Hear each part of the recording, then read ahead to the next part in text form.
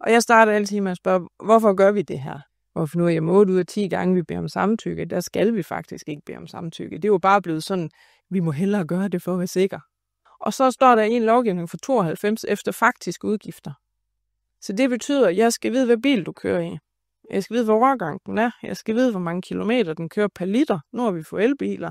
Kunne vi så ikke bare, kan vi ikke bare vedtage, at vi tager statens takster? Ja, 300. Det må vi. Det Det må vi ikke. Det virker fuldstændig fjollet, for du skal også vide, på hvad tid af dagen bliver der opladet. Fordi ellers så kan det jo være 3 kroner, eller det kan være 0,1. Man er jo galopperende nervøs for at komme til at udbetale 5 kroner for meget. Ja. Lige bruger 500 kroner på at lave et bureaukratisk monster for at undgå, at du betaler 5. Ja, også fordi den lovgivning er lavet i 92, inden vi begyndte at digitalisere det. Det er jo Og det er det, når der sidder nogen på Christiansborg og vedtager en lovgivning, og så de tænker med faktisk udgifter. Nå, videre, ikke? Ja. Altså, ja.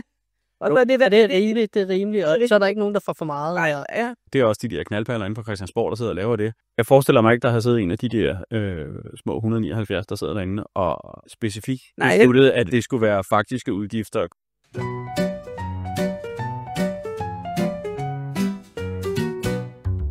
Du lytter til Frihedens Frekvens, hvor vi taler digital frihed i en verden fyldt med kontrol. Mit navn er Nikolaj Sandager. Og mit navn er Kim Alexander Jensen. Vi arbejder begge inden for IT og har en forkærlighed for smarte løsninger over tungt bureaukrati. Og som medlemmer af Liberal Alliance og Tænketanken LA Digital, kæmper vi for, at teknologi skal give mere frihed og ikke mere overvågning og regulering. I hver afsnit har vi en gæst med, og sammen stiller vi skarpt på digitalisering, IT og cybersikkerhed i Danmark, set med liberale briller. Det her er Frihedens Frekvens. Godt. Jamen, så har vi jo i dag Rikke Olsen med her i podcasten, og hun arbejder med digitalisering i Brønderslev Kommune. Ja, det er rigtigt. Ja. Velkommen til. Tak for det. Nu i det forrige afsnit, vi lavede, der havde vi Mogens inde og snakke om AI, og hvordan vi bruger det hvordan vi kan bruge det i Danmark og sådan noget. Hvordan ser du det fra et kommunalt perspektiv? Er det, jeg forestiller mig, at I er helt vilde med at få rullet AI ud til alle brugerne, sådan, så de kan gøre tingene nemmere. Men hvor er vi i det kommunale landskab med kunstig intelligens? Altså, det er vi jo helt vilde med, men vi får det ikke rullet ud. Ikke i samme tempi, som man gør i det private. Og vi har de sidste 2 år arbejdet sådan meget tværkommunalt og tværoffentligt med nogle signaturprojekter inden for AI. Og vi har haft gang i 40 projekter her de sidste par år, hvor jeg også har været med i nogle af dem. Men de bliver ikke til noget, og det gør de ikke på grund af lovgivning. Så det er ikke på grund af, altså fordi når nu jeg sidder til dagligt i det private, så min automatreaktion er jo straks om det, fordi at så er det fordi, de kluder i det inde i det offentlige, og så kan de ikke finde ud af det og sådan noget. Det kan vi sagtens. Så det er simpelthen ikke, det har ikke noget med det at gøre. Nej. Fordi vi har lovgivning, der gør, at ja, vi har ikke hjemmel til at automatisere vores arbejdsgange, eller til at bruge AI. Okay. Hvordan, kan du lige et eksempel på et eller andet, fordi jeg er meget det private, så jeg bliver ikke ramt af lovgivningen på samme måde. Hvad er det for nogle ting, der gør, at I ikke... For eksempel så skal vi have lovhjemmel til at behandle al data, og det skal vi have i de faglovgivninger, vi har. Så det vil sige, når vi har en sociallov, eller en beskæftigelseslov, eller en folkeskolelov, og alle de andre faglovgivninger, så skal vi have lovhjemmel til overhovedet at gøre noget som helst med det der lille stykke data, vi nu gerne vil behandle. Og i forhold til at træne sprogmodeller, eller i forhold til at automatisere nogle arbejdsgange, jamen, så står der ikke konkret i de lovgivninger, at vi har hjemmel til at gøre det. Og noget andet, det er, det er vores ansvar at sikre, at den sag er fuldt oplyst. Og der har vi har ansvar for det, personligt ansvar, at vi er sikre på, at det, der har været grundlaget for at træffe en afgørelse, eller for at gå i en eller anden retning, at vi altid kan dokumentere det. Altså det er hele vores dokumentationspraksis, som i offentlighedsloven og forvaltningsloven, der siger, at vi har notatpligt, og vi skal dokumentere alt. Og så lang tid, at vi har nogle algoritmer, vi ikke ved, hvordan er kommet frem til en løsning, jamen så har vi ikke hjemmel til at bruge det, som AI kan servere for os. Så... Jeg har sådan prøvet at sige, jamen hvis nu jeg går ind til, jeg har brug for noget sparring til at vurdere en sag, eller finde ud af, hvordan skal jeg træffe en afgørelse, eller hjælpe den her borger, eller hvad det er. Jeg går ind til min kollega og spørger, kan du ikke lige hjælpe mig med at sætte noget perspektiv på det her, og hvad tænker du om det, og så videre. Så vil jeg jo hæve det, jamen, hvordan skal jeg kunne dokumentere, at det vi har snakket med hinanden om, at det er det, der har hjulpet mig til at træffe en afgørelse. Og så får jeg at vide af juristerne, at du har notatpligt, så du skal skrive i sagen, at du har drøftet den her sag med Nikolaj, eller med en eller anden kollega, og I har vurderet sådan, og det er det, der gør, at I nu går i den retning, eller træffer den afgørelse. Så det er der min notatpligt kommer ind. Så har KL's jurister været inde og sige, hvis nu I journaliserer alle jeres prompts og jeres svar, så kan det være, men vi er ikke helt sikre, det er altid en konkret vurdering osv. Og vi ved bare, at det dør, hvis vi skal journalisere samtlige prompts hver eneste gang, vi bruger AI til noget. Men er det jeg selv, der har fundet på, at det skal være så firkantet? Altså, de har tolket loven som, at okay, når vi skal gøre det her, så må vi ikke. I kan jo ikke bare skrive notatet, for eksempel, vi har rådført os med ChatGPT, ligesom du havde nok skrevet i den her. Jeg har drøftet med en kollega, vi snakker om de her ting. Så kunne du bare skrive, jeg har drøftet med ChatGPT, vi snakker om de ting. Så fordi grund til at stille det spørgsmål på den måde, det er også fordi Mogens, som vi snakkede med for lidt siden, han mener, der er 3 måder at introducere AI i en organisation, og det er metode 0, hvor vi siger, jamen, vi tror ikke på, at AI det kan skabe nogen værdi for os. Og så er der metode 1, hvor vi bare beslutter os for, at det tør vi simpelthen ikke. Det kunne være den.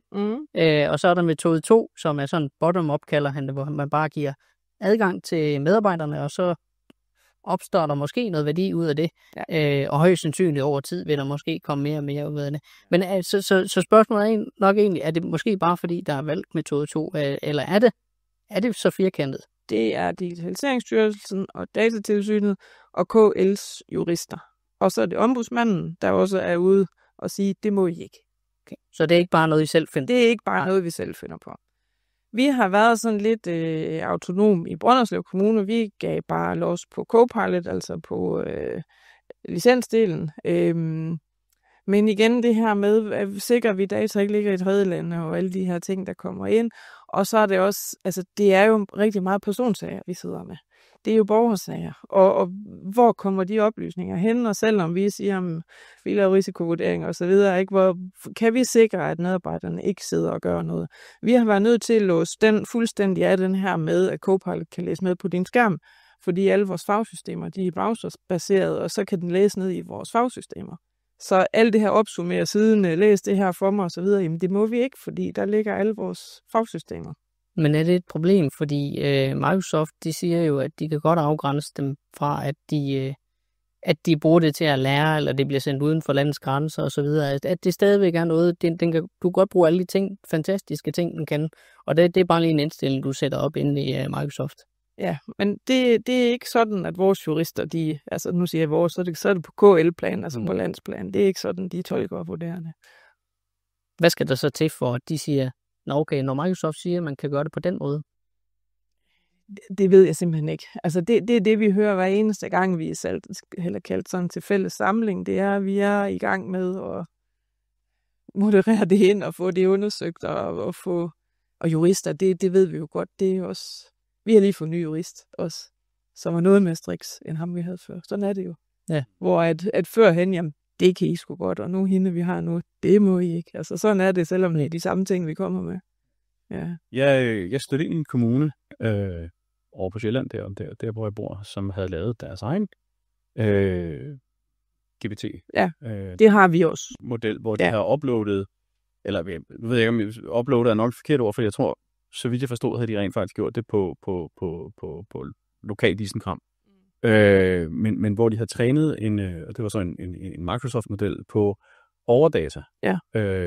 Men så længe der ligger, hvad skal man sige, ikke forlader rådhuset, så så giver det jo god mening, at man kan gøre det. Og der fortalte driftschefen dernede, at jamen det har givet dem nogle hvad skal vi sige, det har givet nogle positivitet i forhold til at kunne fremfinde informationer om borgere, hvad har der været på sager og på tværs af systemer og alt sådan noget. Men det bliver vel også lidt, altså det er vel også lidt en gråzone, tænker jeg, når man... Det er det i forhold til at træne sprogmodellerne på borgerdata. Altså det ligger der en klar retningslinje for, at det må vi ikke. Om der så er nogen, der gør det alligevel, det kan jeg jo ikke udelukke. Og selv hvis det er en lokal, som ja, selvom det ligger on-premise, det er lige meget, fordi ja, vi har ikke hjemmel til at bruge borgers data til andet end lige nøjagtigt det, der gælder deres sag. Vi må ikke bruge det til andet. Nej. Og så kan jeg godt se, så gør det jo virkelig svært at have, hvad skal man sige, specialiserede sprogmodeller til specifikke ting. Altså, vi har lavet specialiserede sprogmodeller. For eksempel så er der en, man kalder Sønderborg-modellen, fordi det var Sønderborg, der havde det signaturprojekt. Det er meget på sådan noget GPS og lokalitetsdata, og sådan noget i forhold til at forudsige oversvømmelser og hvor man kan bruge AI til de her ting. Vi bruger også sprogmodellerne og laver altså chatbots til læse alle vores vejledninger til et IT-system igennem, og i stedet for at jeg så selv skal sidde og bladre i vejledningen til et fagsystem, jamen så kan jeg ligesom altså bruge det, som vi nu kender, ChatGPT og Copilot og så videre. Og det har vi også inden for sygeplejen, har vi også lavet noget til dem, men det er meget, altså det er ikke på borgernes data, det er sådan noget med løfteteknikker og sårpleje, og hvordan drypper jeg øjnene, og altså alle de her generelle vejledninger, der er, dem kan vi godt lægge ind og gøre dem mere tilgængelige, hvor at de får noget andet, end at de bare selv skal sidde og læse i en vejledning. Eller... Men er det ikke måske bare der, vi er kommet til med udnyttelse af det? Jeg kan se det også, den måde vi arbejder på det hos os, at dem, som vi rigtig hurtigt kan få gang i, uden at være alt for bekymret, det er dem, der kan kategoriseres. Der er 3 kategorier af AI. Der er retrieval, hvis den henter noget information til dig, stiller det frem til dig meget nemt. Ja. Så er der task, den kan udføre en lille opgave, måske udfylde en skabelon, eller hvad ved jeg, så du har et dokument færdigt. Og så er der automate, hvor den selv går ind og finder ud af, nu skal jeg lave den her dokument, og så, jeg tror, at de fleste er nok på retrieval, og det er meget fornuftigt også, indtil vi lige kender teknologien lidt bedre. Jo, det er det, og så vil jeg også sige, at vi har også sådan afventet lidt vores fagsystemsleverandører, hvad kommer de med, inden vi begynder at bygge noget udenpå. Altså nu har vi siddet og lavet RPA i mange år, og at det er jo bare et plaster på et system, der ikke rigtig altså gør det, vi gerne vil have den til at gøre. Og det er jo sådan lidt det samme, vi sådan har set lidt med AI, med de her ting. Jamen, så får vi det til at hjælpe os med noget, som fagsystemet ikke rigtig leverer. En gennemsnitlig kommune, uanset størrelse, har mellem 300 og 400 IT-løsninger. Så det er også rigtig mange. Og vi sidder, hvor meget er vi alt? 12. 4 nede i supporten, 4 i driften, 4, der arbejder sådan mere med digitalisering. Altså 400 systemer, vi har jo ingen begreb om, hvad fanden de laver, og altså rigtig meget af det ligger ude hos leverandørerne, og vi er også nødt til at sige, kommer de med noget? Nu er et af de store løsninger på jobcenterområdet, der er et fagsystem, der hedder Momentum. Det er KMD, der har det. Jamen, de har ligesom købt sig ind hos en af de leverandører, der kommer med sådan noget automatisk referatskrivning. Det har vi også kigget på. Det hedder Roboref. Det er Deutsch, der laver den. Og vi har prøvet den af sådan ude på biblioteket og rundt omkring i vores organisation, hvor kan den hjælpe os bare til sådan nogle afdelingsmøder og sådan noget, hvor vi ikke sidder og sagsbehandler med en borger. Men der har leverandøren så købt ind på den nu, og så siger, nu skal vi se, om vi kan få det proppet ind i vores fagsystem og få det til at understøtte de her ting. Og det er jo det bedste at få gjort, og ligesom få dem til at eje det, og også i forhold til alt, hvad vi har med databehandleraftaler og så videre, i stedet for at vi selv begynder at putte det udenpå, så vil vi hellere have det inde i løsningerne. Ja, det er jo klart. Jeg synes også, det altså jeg bliver forundret, hver gang man hører om man skal sige, de kommunale IT-landskaber, som du siger, de har 400 IT-systemer. Hvor mange borgere er i Brønderslev Kommune? Der er 38.000, og det er fuldstændig lige meget, hvor mange borgere der er, fordi det er de samme, det er de samme kerneopgaver. Vi skal stadigvæk kunne anmelde rotter og huller i vejen og udbetale. Så altså, kommunestørrelse har ikke noget at sige. Det er bare på nogle af de her IT-løsninger. Så har vi måske 7 brugere, og i København har man 48. Ikke? Altså. Men det er jo stadigvæk, det er jo stadigvæk noget, altså når man kigger på det landskab der, så er det jo stadigvæk noget, der skal vedligeholdes, ikke? Og også gøre ting. Du siger, at I er 12 mennesker i afdelingen, hvor at det er jo langt fra sikkert alle, der sidder med altså det er jo, undskyld mig, men det er jo galt, Mathias. Ja, det er det, men Det er jo, det er jo fuldstændig godnat, at du har et applikationslandskab, der er så stort. Ja, og vi er så lille, vi har jo ikke engang en IT-arkitekt eller en contract manager eller noget som helst. Altså det må vi bare finde ud af selv. Ja. Ja, jeg kommer jo til at tænke på, altså som regel, så gør man jo det, at hvis man er en stor virksomhed, så er det, man kan se, at der er nogle ting, der sker mange steder i virksomheden, så bruger de jo de samme systemer alle de steder. Ja. Og samarbejder om det. Der er en central enhed, der sørger for det hele. Ja, det gør jeg. Altså, men det lyder til, at ved kommunerne, det er sådan lidt mere adspredt. Altså, det vil sige, er det ikke forskelligt fra kommune til kommune, eller har I de samme løsninger alle steder? Altså, vi havde jo monopolbrud tilbage i 2008, fordi det var KMD, der sad med mange. Det var jo kommunernes kommunedata.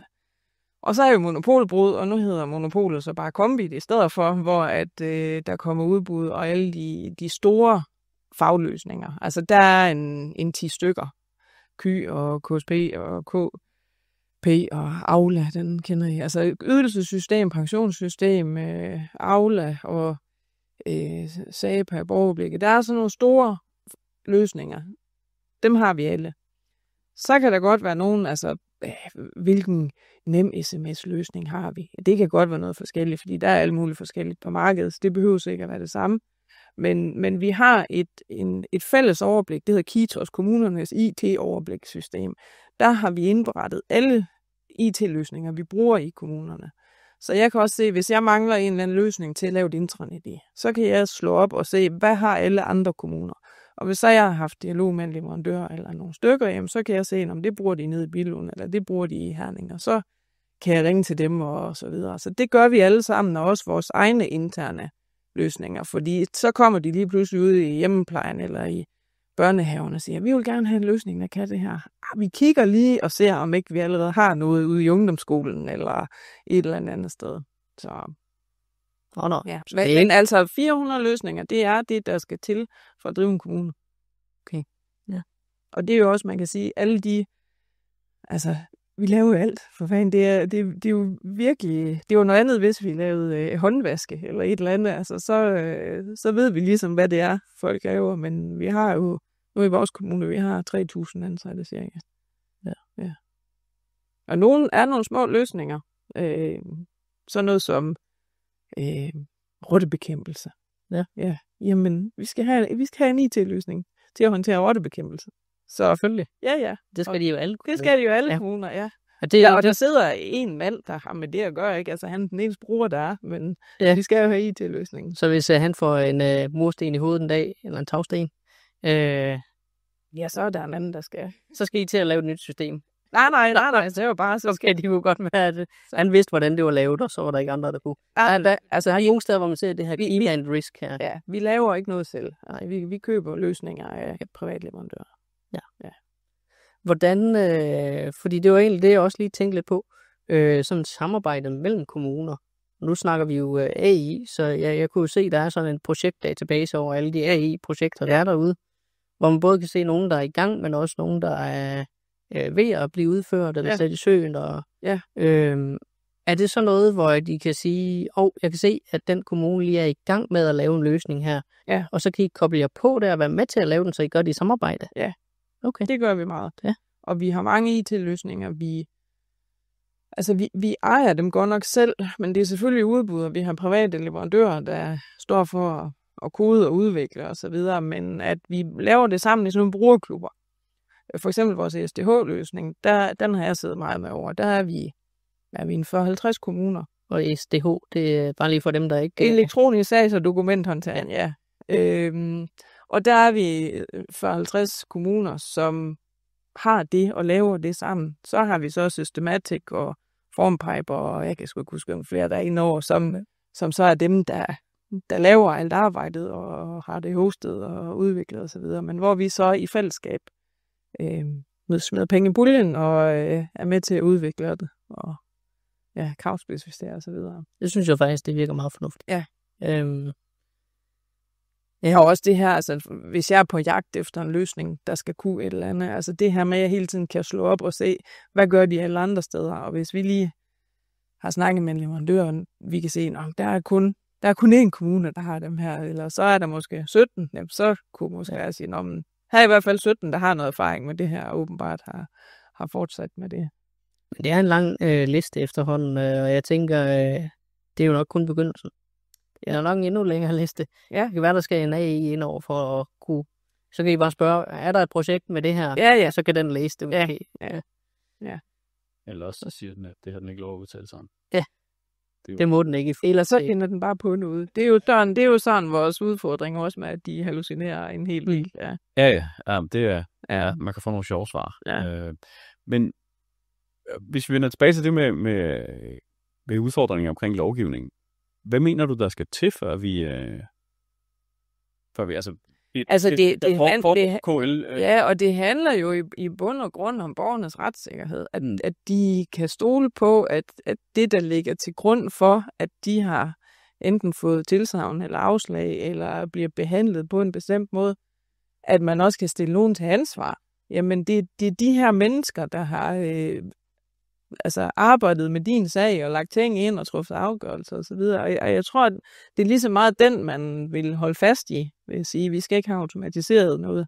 Man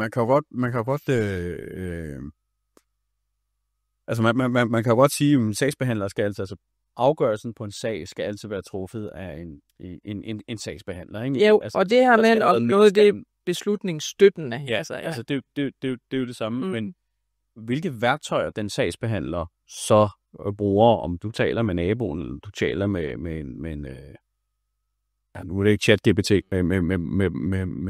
med borgerspecifikke ting, men du taler med en AI-motor på det her. Det bør vel egentlig ikke bør der vel egentlig ikke være noget problem. Op i mit hoved er der... Altså jeg sammenligner det lidt som, hvis jeg bestiller et gulv hos en tømrer, så er jeg da fuldstændig ligeglad, om han bruger en elektrisk skruemaskine, eller han sidder og skruer dem i med hånden. Jeg har en tømrer, han er ansvarlig for, at det gulv det bliver lagt fint. Hvilke værktøjer han så bruger, er lidt meget uvedkommende der, og det skal det også være. Jeg kan selvfølgelig sagtens stille mig op og sige, at gulvet bliver meget bedre, hvis du ikke bruger den elektriske skruemaskine. Men jeg forestiller mig lidt, at hvis man har samme tilgang til det at bruge digitalisering som værktøj i stedet for som løsning på alt. Har mødt mange steder, hvor man siger, at man har det værste af de her, vi har en cloud first strategi. Super. Jeg troede, I lavede mælk. Ikke? Altså, sådan nogle ting. Ikke? Ja. Men der kan man ikke gå ind og sige, at de værktøjer, som vi som sagsbehandlere bruger, det er egentlig okay, at der ligger nogle motorer. Selvfølgelig skal borgernes retssikkerhed og data. Altså, vi skal jo ikke bare smide øjeblik, mens vi uploader hele Brønderslev Kommune til ChatGPT. Det er jo ikke der, vi skal være. Men der skal være nogle systemer, der går ind og håndterer de her data, give noget indspark til jer, gør jeres liv nemmere, men ansvaret og beslutningen skal vi stadigvæk ligge hos en med et personnummer. Ja. Altså rigtig meget af alt, hvad der handler om borgernes ret til at få noget eller få afslag, det bliver sådan lidt, fordi det, der skal være beslutningsstøtte, det er meget koblet op på lovgivning. Og hvis du begynder selvom vi har hældt hele beskæftigelsesloven ind, og vi har prøvet alverdens sprogmodeller, og vi begynder at spørge, det skal være meget faktabaseret, det er simpelthen ikke præcis og korrekt nok. Det finder på noget. Den skal give det samme svar hver gang. Ja, og det kan vi simpelthen ikke, fordi det vil være skide nemt. Den her borger i den og den situation kan lige få tilskud til det her. Vi kan ikke stole på svaret. Og det er for meget det her med, at det hallucinerer, og jamen, jeg vil gerne bare give dig et svar. Vi prøver også ny AI-forordning, og den kom på engelsk, og den hælder vi ind, og prøver at hjælpe os med at forstå den, og hvad betyder det for os, og den kommer med helt konkrete fakta. Og når så er vi sådan, hvor står det hen? Altså, hvor kan vi se det her? Så var bare noget, vi lige har fundet lidt på alligevel. Og så lang tid, det altså alt i henhold til sociallovens paragraf, det er det. Så afgør vi din sag på den her måde. Og det der med at få beslutningsstøtte til det er simpelthen for upræcist endnu. Der, hvor vi kan bruge det, det er selvfølgelig sådan noget i forhold til at udarbejde politik og strategier, eller inspiration til ny planlovgivning, og hvad det end er. Sådan det ikke er borgerens specifikke sag, det drejer sig om. Så bruger vi det, og det kan vi godt bruge det til. Ja.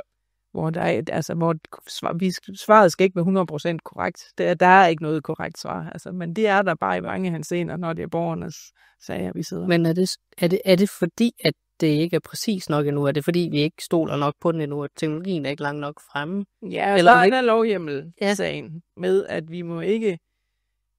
Altså, det er meget den der med, at det skal være fuldt oplyst, og det er vores pligt, at en sag er fuldt oplyst. Så man skal, hvis en borger... Jeg søger om det her, eller kan I hjælpe mig med med et eller andet? Så har borgeren sendt nogle ting ind.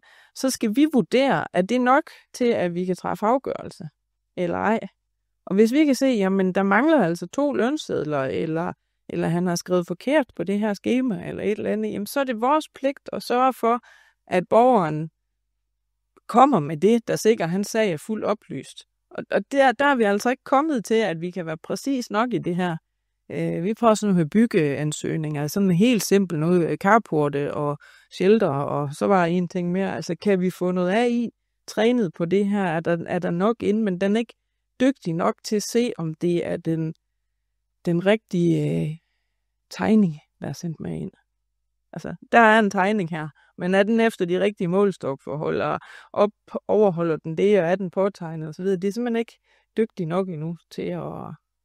Men det er jo også det, vi skal være sikre på, at teknologien den gør det rigtigt, før vi går overlade det til den. Ja. Men selv i de tilfælde, hvor man siger, nu er teknologien ved at være der, nu er den så god, så vi godt tager stole på den. Ja.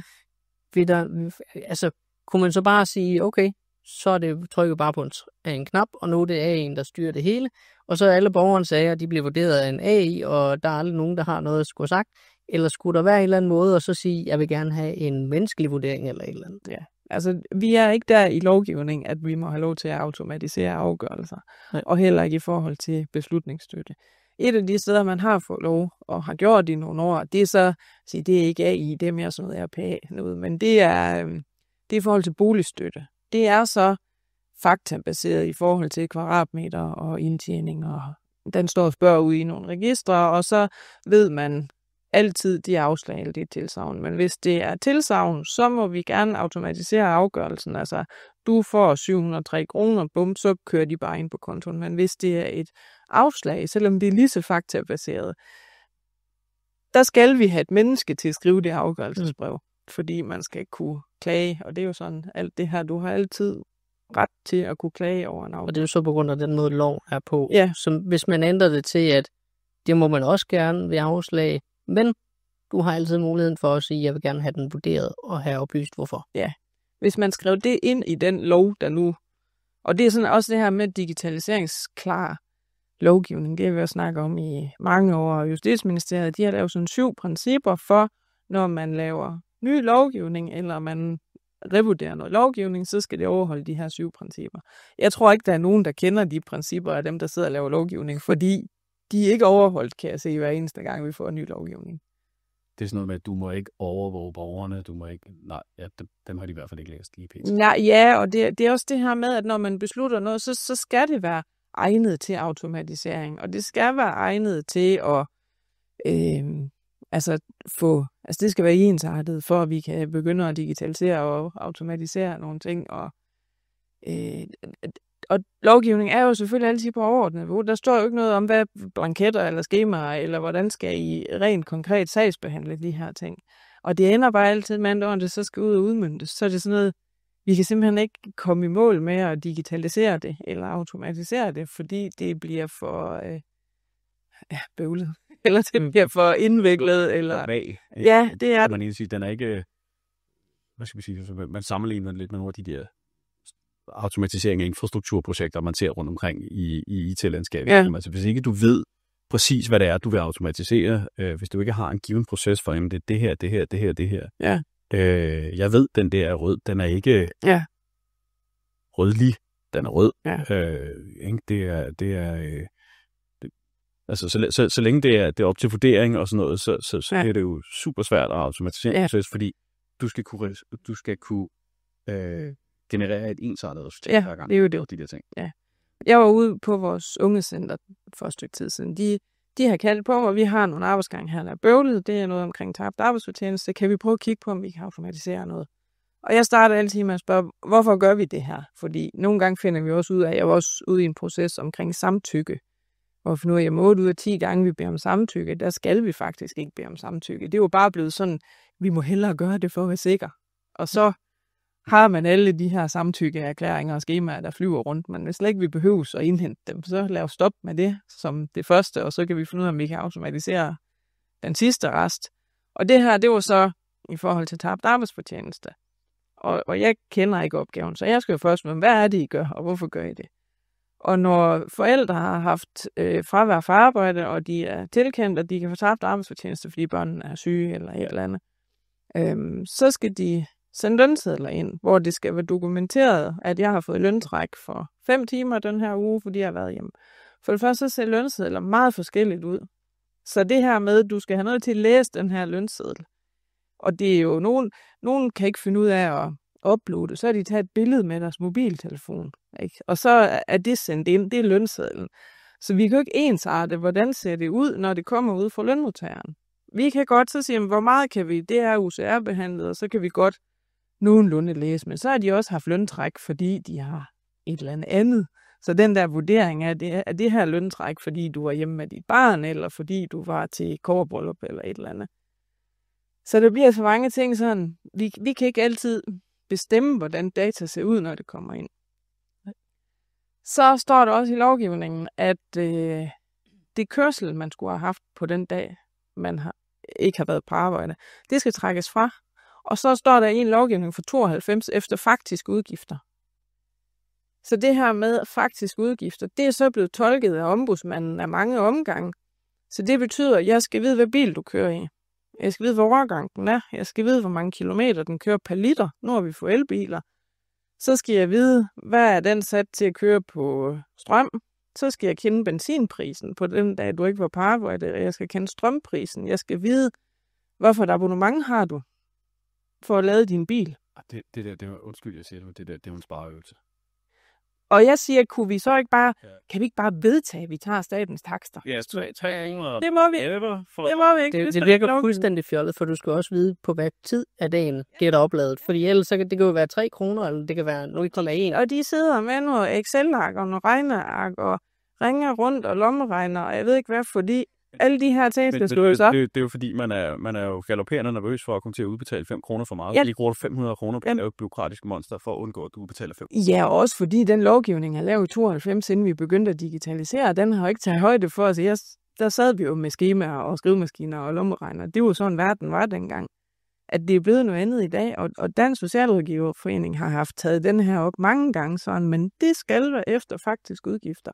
Og det er nemt at skrive i en lov og tænke efter faktisk udgifter, og så tænker de ikke mere på det. Men når så det kommer ud og skal udmøntes, så tager det sindssygt lang tid at sidde og udmønte det. Og så der står også, at vi må gerne have lov til at stille borgeren bedre. Så hvis nogen siger, hvad er statens takst? Men vi kan ikke altid garantere, at det er at stille borgeren bedre, hvis vi vedtog, nu giver vi bare 2 kroner per kilometer eller et eller andet. Så det er et regnestykke uden lige, og de har så mange sager af dem, og det er rigtig svært for os at automatisere. Fordi vi skal sidde og... Der er så mange faktorer, der er i spil. Har det været nemmere før i tiden at regne alle, de faktiske omkostninger ud? Nej. Så det har bare altid været... Det har bare altid været det. Ja, okay. Ja, det er jo... Og det er jo det, når der sidder nogen på Christiansborg og vedtager en lovgivning, og så de tænker faktisk udgifter. Nå, videre, ikke? Altså, ja. Og så det er rimeligt, og så er der ikke nogen, der får for meget. Nej, ja. Jo, fordi jeg tror også, vi skal også, altså når vi peger på der er lavet noget lovgivning, og det er også de der knaldpaller inde på Christiansborg, der sidder og laver det. Men du kan da næsten være sikker på Amni Kirke, som at der har der ikke siddet nogen og vurderet om det der, altså... Jeg forestiller mig ikke, der har siddet en af de der små 179, der sidder derinde, og specifikt besluttet, at det skulle være faktiske udgifter kontra nogle udgifter på slå. Nej. Ikke? Og når vi så stiller tvivl om, når vi siger, at den her lovgivning, den duer ikke, eller den her bekendtgørelse, det fungerer ikke, så er det altid ombudsmanden, der så er inde og genfortolke, inden det kommer nogen vegne. Der sidder nogle strikse nogle gange, der bare er nogle konger. Hvis man kiggede på de der 7 digitaliseringsprincipper, som Justitsministeriet har lavet for digitaliseringsklar lovgivning, når man lavede lovgivning, så ville det hele være lidt nemmere for os derude i forhold til også at automatisere og ensarte. Vi har nogle fælleskommunale standarder. Dem har I måske også kigget ind i som leverandør. Som, altså de nye udbud, dem er de præget af, at man skal overholde de her fælleskommunale standarder, for at vi kan automatisere. Men det låser os også lidt på, at så skal alle bruge de samme løsninger. Det er vi også lidt udfordret på. Altså, vi kan godt have nogen, der faktisk har noget, vi kunne bruge, der var smartere eller understøtte os bedre, men det kan vi jo ikke i fællesskabets kraft, fordi det har været i udbud, og vi har valgt en hovedleverandør på det her. Og det er jo super godt for den vendor, som nu har vundet det. Ja. Så er man vendor login. Vi er super glade de steder, hvor det er os. De steder, hvor det ikke er os, der er det bare noget skidt, ikke? Fordi der er jo ikke noget, så er der jo bare ikke noget at komme efter. Nej. Så det er. Men hvis man nu skulle kigge på, hvad skal man sige, vores overordnede mængder af lovgivning.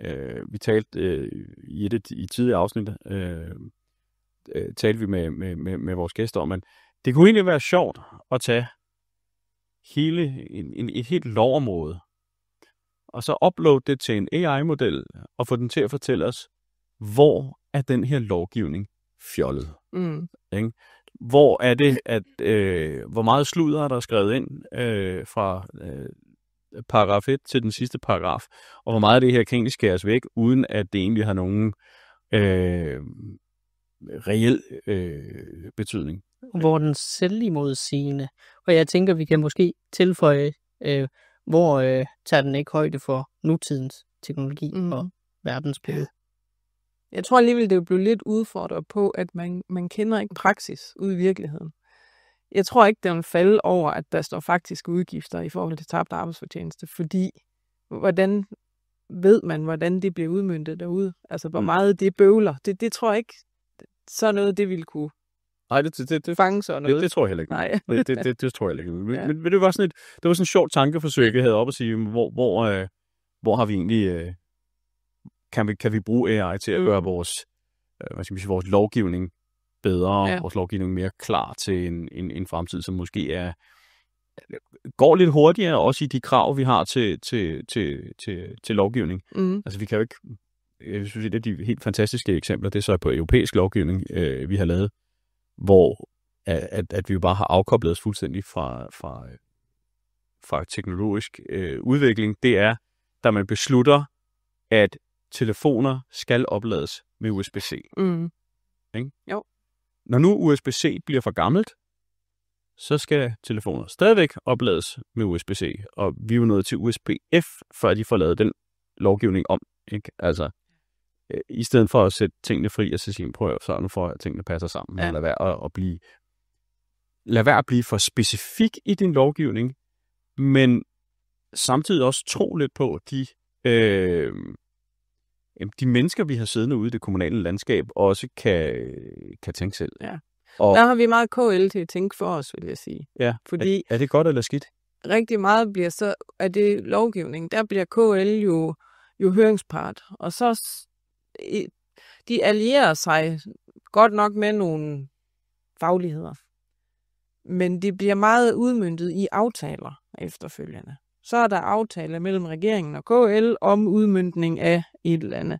Og så er det, vi er nede og gør det mere konkret i de her aftaler. Og der er det godt nogle gange, hvor jeg tænker, det tror jeg simpelthen ikke, det var meningen med det, som blev aftalt i lovgivningen, der så kommer ud som sådan en aftale på den anden side. I 2014, der fik vi obligatorisk digital selvbetjening. Det var jeg med til at indføre. Det var også da, vi fik e-boks i sin tid, fordi det var KMD, der havde e-boks-løsningen. Og vi fik digital post. Det blev obligatorisk, og obligatorisk digital selvbetjening indebar også selvbetjeningsløsninger på nettet, og du skulle fritages, hvis ikke du skulle bruge dem. Og det er selvfølgelig med henblik på, at vi skal kunne digitalisere, at vi ikke skal have alt det papir ind. Og det lykkes vi også med hen ad vejen, men vi må også bare sige, jo mere digitaliseret vi bliver, jo mere flyder informationen, og det vokser jo. Det ved vi jo godt selv, at hvis vi skulle skrive et brev og putte det i en kuvert og ned i postkassen, så skrev vi sgu ikke så meget, som vi gør i dag, hvor at information bare kan flyde frit. Og det er jo også det, der er sket. Og den der, det offentlige skal være tilgængeligt, det tror jeg faktisk er det eneste, sådan står i lovgivningen. Vi skal øge tilgængeligheden.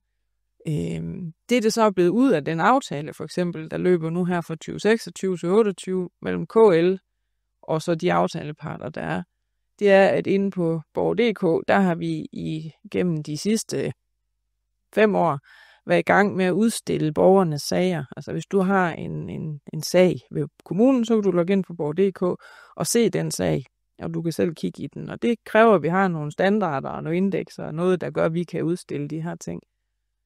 Den der med øget tilgængelighed, det bliver så til, at nu skal du kunne se, hvem din sagsbehandler er, og du skal kunne se et billede af sagsbehandleren, og hvor personen er i organisationen, og du skal kunne kommunikere direkte med sagsbehandleren fra Borger.dk. Og der vil jeg da godt sige, både det at få vores IT-løsninger til at kunne udstille det, men der sidder altså også nogle sagsbehandlere, der er sådan... Jeg vil sige, jeg kunne forestille mig, at der sidder nogle mennesker i nogle sociale sager, som ikke nødvendigvis... Som hverken har lyst til at fremgå... nede i brusen, de har givet og vi har prøvet den her med, må vi have lov til, når vi træffer en afgørelse af de der, man godt ved, borgere, de bliver rigtig sure over, at man egentlig bare underskriver så børnefamilieforvaltningen. Brønderslev Kommune. Det må vi ikke. Der skal stå, det er Sonja, der har truffet den her afgørelse, for at man skal kunne klage over den sagsbehandlers afgørelse. Og der er nogen, også for at alt det her brugerstyring og sådan noget, det er nemt, så kører det jo på MitID og MitID Erhverv, så når nu vi får indlæst brugere i vores IT-løsninger, så hedder man sit fulde navn, som man hedder i Folkeregistret, fordi det er det, der er koblet for dit MitID. Og der er nogen, der siger, at jeg vil altså gerne lige have slettet mit mellemnavn, fordi jeg er alt for genkendelig i forhold til at finde folk på Facebook og så videre. Og vi har voldelige borgere, altså, der kan finde på at overfalde folk og så videre, ikke? Men nu kommer den her med, altså fra i 2028, der skal du kunne se på din sag, helt ned på forløb. Hvem er min sagsbehandler? Hvordan ser hun ud? Og jeg skal kunne skrive med vedkommende derinde. Og vi sidder jo bare ude i kommunerne og tænker, hold kæft, vi bliver jo endnu mere overdynget med kommunikation, ikke som... Jo. Jeg vil sige, jeg kan følge det 2 veje. Jeg kan godt følge borgerens retssikkerhed i, at vi vil egentlig godt vide, hvem det er, der har taget en beslutning. Men der er også noget retssikkerhed i det for den ansatte, og netop i de her situationer, hvor du det burde være nok at sige, men prøv at høre, den her sag, den er afgjort, du underskriver i den afdeling, du nu er på. Ja. Men når I går ind på sagen, så kan I tydeligt se, hvem det er, der har taget den her valg. Så når en borger klager, så skal borgeren jo klage over afgørelsen. Borgeren skal ikke klage over vedkommende, der har taget afgørelsen. Det er sådan, lovgivningen er strikket sammen. Den der kommer, og den lovgivning, der kommer. Den der er. Altså, den er ikke 2028, du sagde. Det er kun, at du også skal kunne se sådan på Borger.dk, hvem der er. Det har hele tiden været sådan, at det er dig som person, der har ansvaret for de afgørelser, du træffer. Man kan jo sige, på den ene side, det er måske ikke så meget anderledes end på mit arbejde, på så mange andres arbejde, at når jeg sender en mail, for eksempel til vores kunder, så er den underskrevet mit navn. Ja. Det er dine mails vel også. Men jeg ved så ikke, der er nok ikke så stor risiko for, at der pludselig står en her af landmænd og er syge over deres tidsregistreringssystem.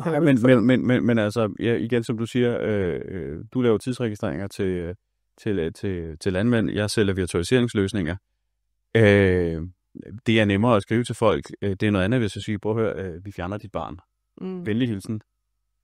Jytte fra marketing, skulle jeg sige. Eller og det var det du sagde med retssikkerheden for dem, for de ansatte. Ja, jamen, der er 2 sider af det, fordi borgeren skal kunne klage. Borgeren skal kunne sige, at den her afgørelse er jeg ikke tilfreds med, det vil jeg godt klage over. Det er jo klart.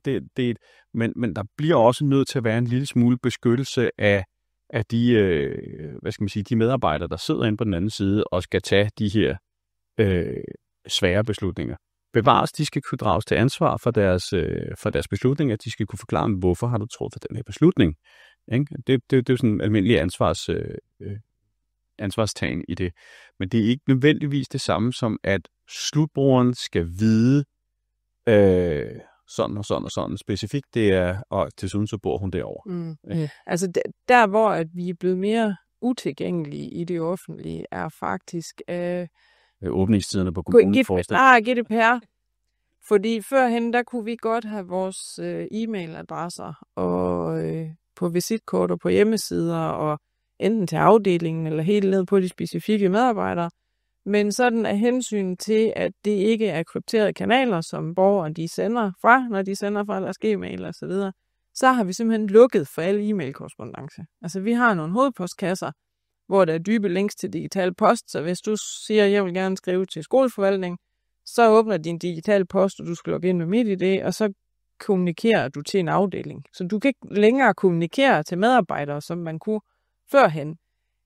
Det sætter så også, at vi i de der afdelingspostkasser, som henter fra digital post, skal vi prøve så vidt muligt at sætte så meget automatisering op, hvem skal have de her henvendelser. For ellers så har vi de der dispatcher, der skal sidde og det er nok til Ole, og det er til Henning, og det er til Peter.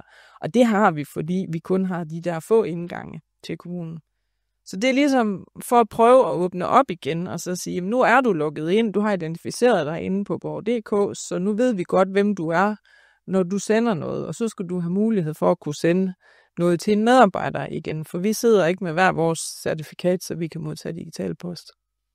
Men det skal vi så kunne komme til. Ja.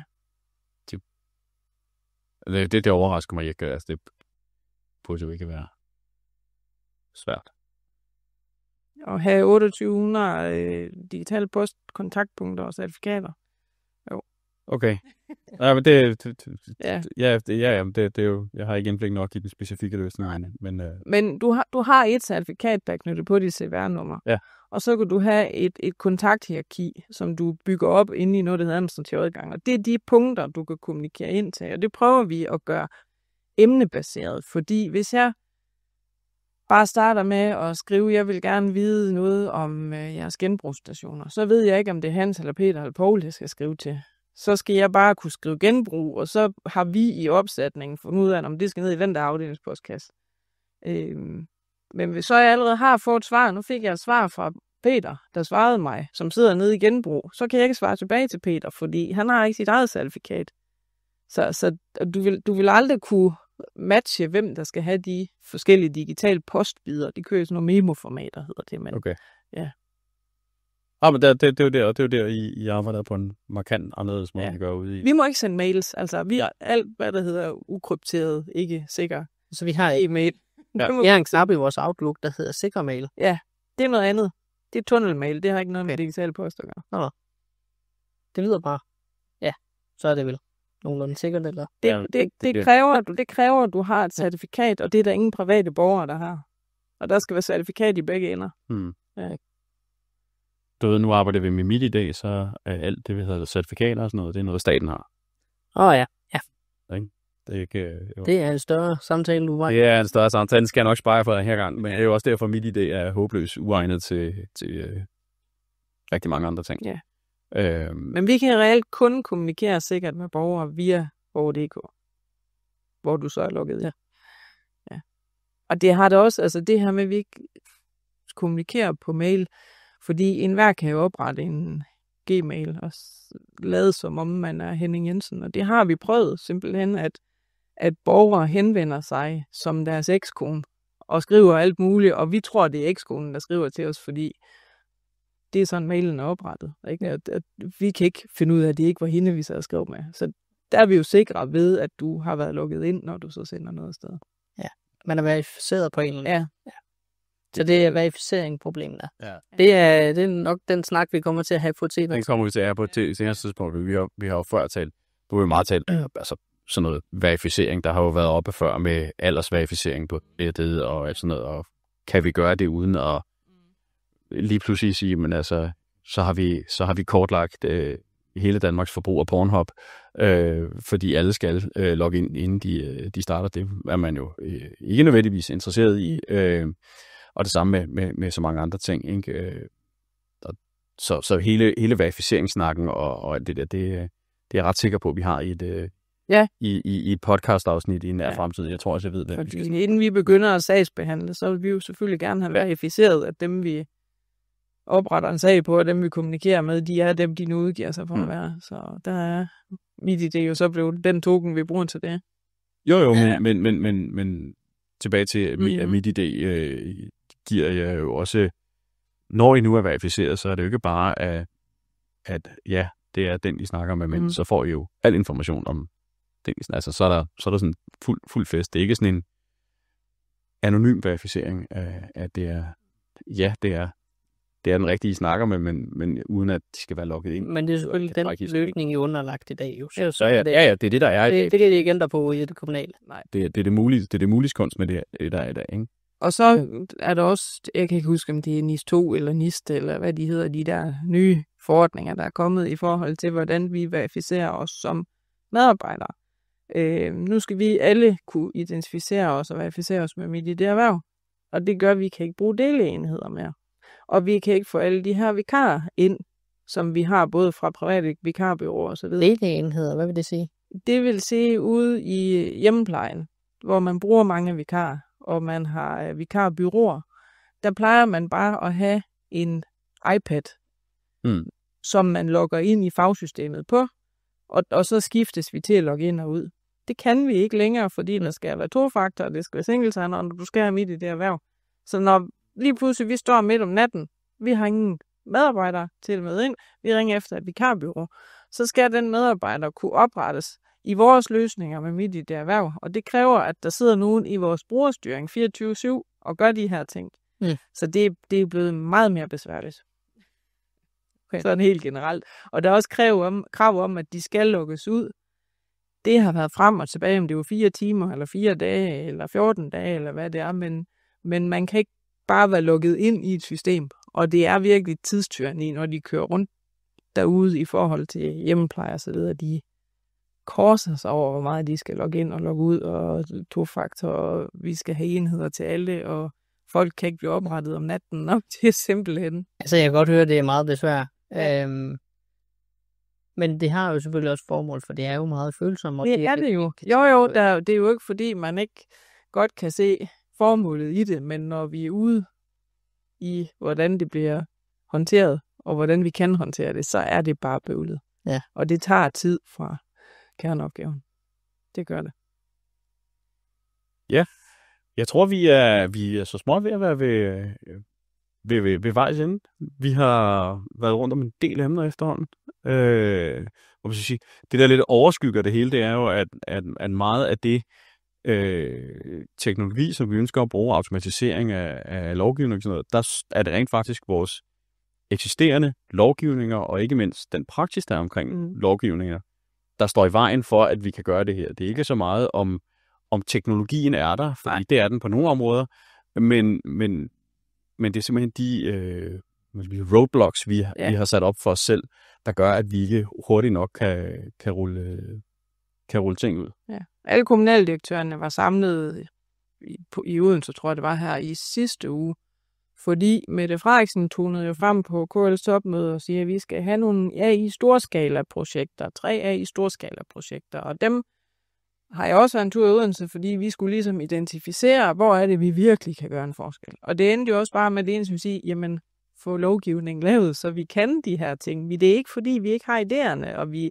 ikke ved, hvem vi skal entrere med, og at vi kan bruge teknologien, men vi kan ikke i forhold til lovgivningen. Og så var alle kommunaldirektørerne afsted ugen efter, og det var det samme, de meldte tilbage til KL og dem, der sidder med det, forstyr på lovgivningen. Så skal vi nok komme ud over stepperne bagefter. Men det er jo sjovt, at man kommer med en målsætning, der er, at vi skal have 3 AI-signalprojekter, der virkelig siger, okay, og det skal vi jo, fordi at så kan vi politisk stille os op, slå os selv på brystet og sige, vi har se, hvor vi kan.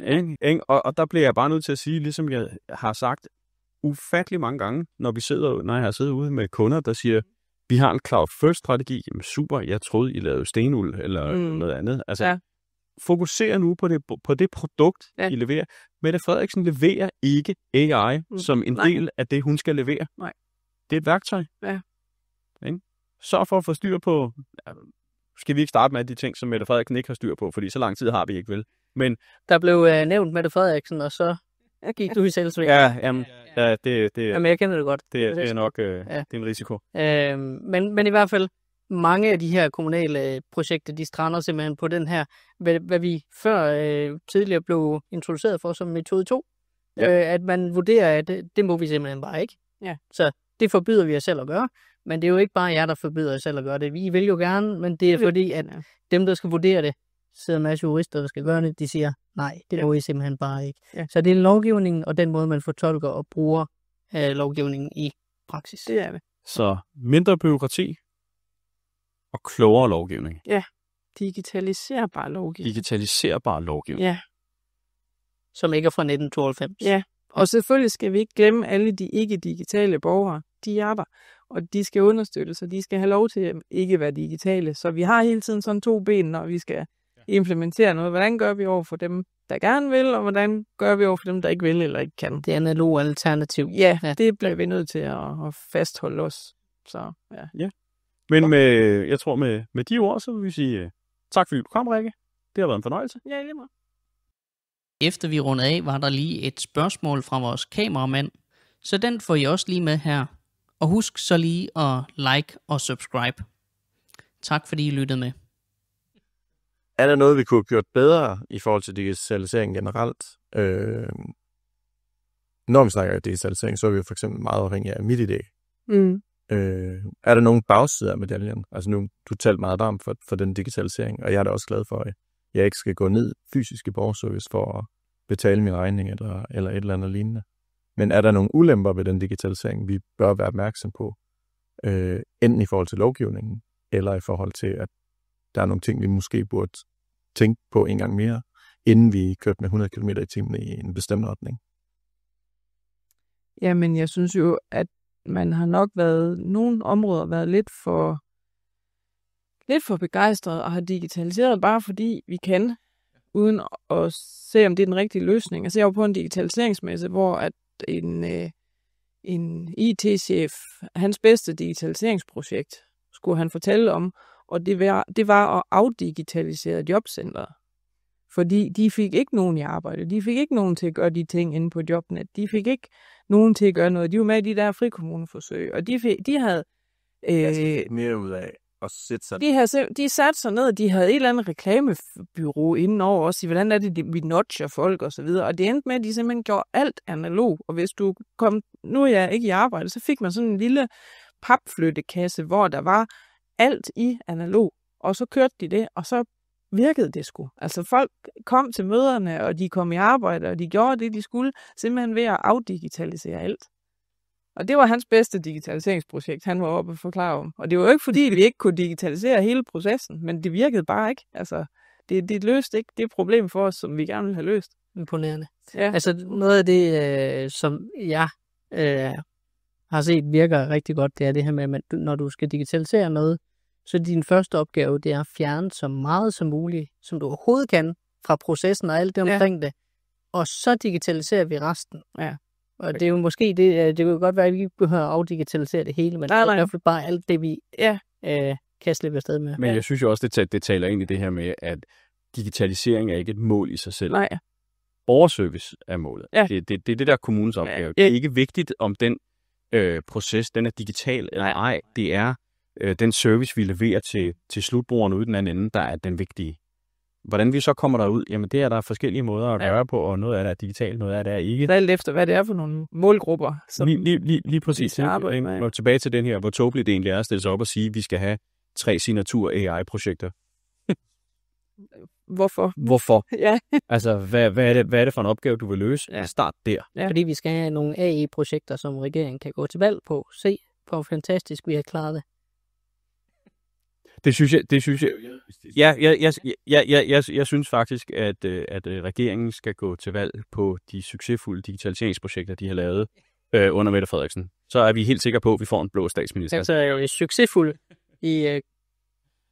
Ja. Nej, bare dem, der er succesfulde. Okay. No. Altså, du ved, ejendomsvurderingssystemet og de her ting. Ja. Nu Aula, nu er den ved at have dødt lidt ud, men der var jeg implementeringsansvarlig for det, og Det var sgu ikke fordi Aula var en dårlig løsning, men vi sagde igen og igen, I skal lave en anvendelsesstrategi. Altså, I skal finde ud af, hvad vil I anvende det til, og hvordan, og det gjorde man ikke. Hvad er det for en opgave, Hvad er det for en opgave, det skal løse? Og det brugte man alt for lidt tid på. Ja. Det, og så er der jo folk, der siger, at vi vil hellere have den der meddelelsesbog, som man fik skrevet hjem engang. Så sådan en kunne bare et helt skoleår, ikke? Ja. Den er jo så også blevet skrevet ind i skoleaftalen. Det sjove er, at da vi ryddede op i min mors hus, efter hun gik bort, så havde hun jo simpelthen gemt mine meddelelsesbøger. Så i betragtning af, at jeg har gået... Jeg har først startet i 2. klasse, fordi jeg boede i udlandet, men jeg har gået 7 år i dansk folkeskole.